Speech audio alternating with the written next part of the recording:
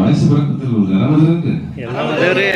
ನೋಡ್ರಿ ರಿಕ್ವೆಸ್ಟ್ ಬಿಟ್ರ ಮತ್ತೆ ಮುತ್ತಣ್ಣ ಅವ್ರಿಗೆ ಫಸ್ಟ್ ಟೈಮ್ ಥ್ಯಾಂಕ್ಸ್ ಹೇಳ್ಬೇಕ್ರಿ. ಅವ್ರು ಬಂದು ನಮಗ ಒಂಥರ ಸಂಬಂಧಿಕರಿದ್ದಂಗೆ, ಯಾವುದು ಸಿನಿಮಾ ಸಂಬಂಧಿಕರು, ಸಿನಿಮಾ ತುಂಬಾ ಪ್ರೀತಿ ಸಂಬಂಧಿ ಇದ್ದಾರೆ ಅವರು.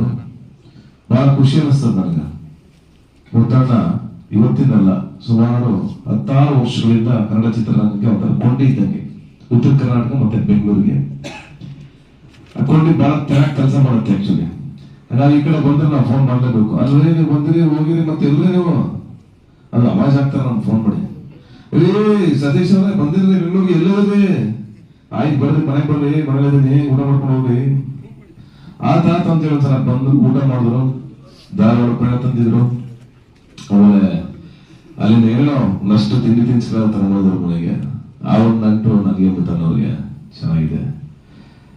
ಹಾಗೆ ಹುಬ್ಬಳ್ಳಿ ಆ ಭಾಷೆಯ ನುಡಿಸೋ ರೀತಿ ಇದೆಯಲ್ಲ, ಮಂಡ್ಯದ ಒಂದು ಭಾಷೆ ಹೇಗೆ ಒಂದು ಸಂಗೀತ ಇದೆಯೋ ಭಾಷೆನಲ್ಲಿ, ಅಷ್ಟೇ ಅದ್ಭುತವಾದ ಸಂಗೀತ ಇರುವಂತ ಭಾಷೆ ನಮ್ಮ ಉತ್ತರ ಕರ್ನಾಟಕದ ಭಾಷೆ.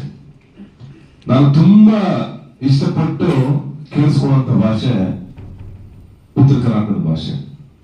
ಅದರ ಪದಗಳು, ನನ್ನ ಫ್ರೆಂಡ್ ಒಬ್ಬ ಇದ್ದ ದಿನಾಸಮಲ್ಲಿ, ರವಿ ಅಂತ, ರವಿ ಕಂಬಾರ ಅಂತ. ಅವನ್ ಗುಲ್ಬರ್ಗದವನು. ನಾನು ಯಾವಾಗಲೂ ಒಟ್ಟಿಗೆ ಹೋಗ್ತಾ ಇದ್ವಿ. ಅವ್ನ ಕಂಡ್ರೆ ತುಂಬಾ ಇಷ್ಟ. ಇಬ್ರು ಒಟ್ಟಿಗೆ ನಾವು ಬೆಳಿಗ್ಗೆ ಅರ್ಲಿ ಮಾರ್ನಿಂಗ್ ಎದ್ದ ತಕ್ಷಣ ರೆಡಿಯಾಗಿ ಯೋಗ ಕ್ಲಾಸ್ ಹೋಗಿ 6 ಗಂಟೆ ಕ್ಲಾಸ್ ಶುರು ಆಗೋದು ದಿನಾಸಮಲ್ಲಿ.